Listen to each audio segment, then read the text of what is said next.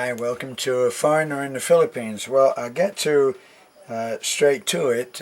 This is about the visa renewal issue that we've been going over lately, that lots of expats are completely, confused about. So, one of the people that I quoted, one of the subs, actually wrote to me now and said, just a quick update on the visa situation, and I'll just read what he said and then I can take my glasses off, okay? So one problem is that many expats are going over their visa renewal dates by months, in some cases at least 3 years. So immigration are blacklisting many expats.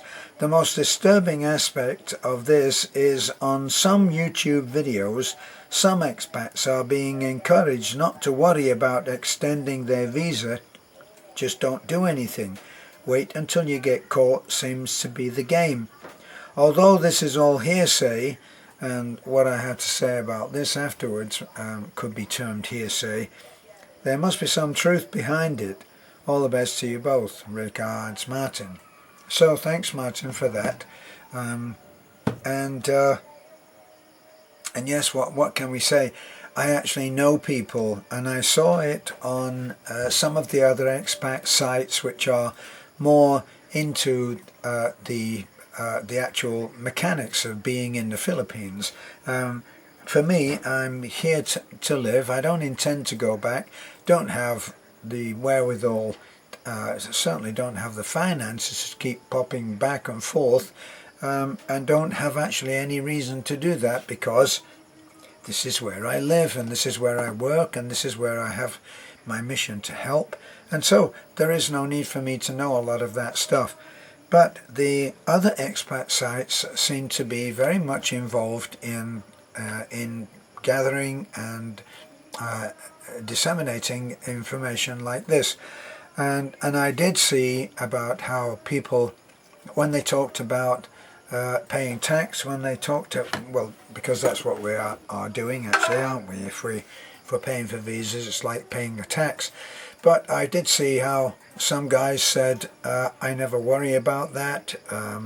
I just wait until I go to the airport, and then I'm willing to pay the penalties, because the penalties don't seem to amount to much more than what it would cost me to go up to Tagbilaran or somewhere like that for visa renewal. And financially, that does make some sense to me, because every time I go up, or well, I'm on a balikbayan now, but every time I used to go up there, it would end up costing me several thousand pesos, just in what I spend in gas, in what I did when I got there.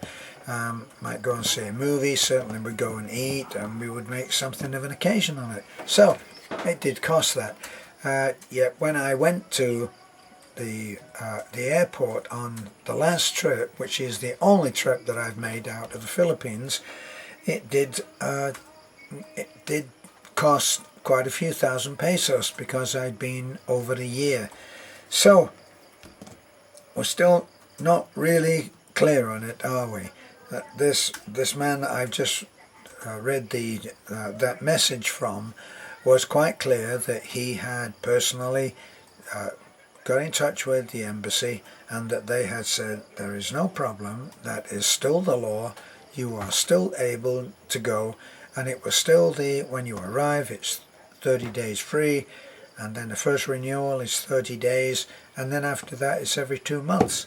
And I guess what's being implied here is that if you're a good boy and obey the law, they're not going to bother you. But if you are here now illegally, then you can expect to be treated as such, and I don't think that they'll give much time, because with the president, let me tell you, and this, once again, I read this on one of the expat sites, that someone who said that he knew personally an attorney who was involved in advising the administration of Duterte, had said that he had had the heads up saying that the president was issuing orders saying go after the expats.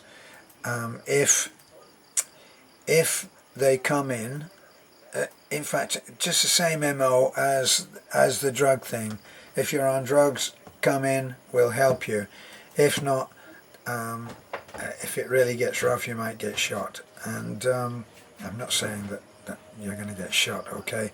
But what it is indicating is that if you go in of your own accord and get it sorted out, it might cost you money.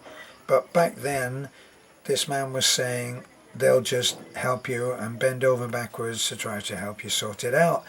But now, with this later, what may, for all we know, be rumour mongering, it seems like they're going to get tough on people who are out of status. So, that's how I interpreted it when I first heard that information, and I tried to pass it on, and it wasn't very well received. It's funny that people can be very touchy about what they want to reveal about their private life, and I understand that too. So that's the update, such as it is. As for what I've been told, the advice of getting a 59-day visa seemed like a good one to me, and then you arrive at the airport and you're not subject to any whim. Then you have everything all organized and will be treated as such. So that's all that I have to say on this. Hope it helps. Certainly this year, Beth and I will be, well, me, but we'll be going for the 13A. It's not that far to go to Cebu. Of course, the problem for us, and another friend of mine who posted on this same subject, Alvin, he said he's found out apparently that if you do the 13A, he's got everything organized, but it will involve 4 trips to Cebu, which every time that you go, it's a couple of thousand, and if you're living here and have forgotten about the US dollar and everything is translated into the good old pesos, which is what we live by, then 2,000 pesos is a lot. Okay, thanks for looking in. This is a foreigner in the Philippines. Please like, comment, subscribe. It started raining anyway, so bye for now.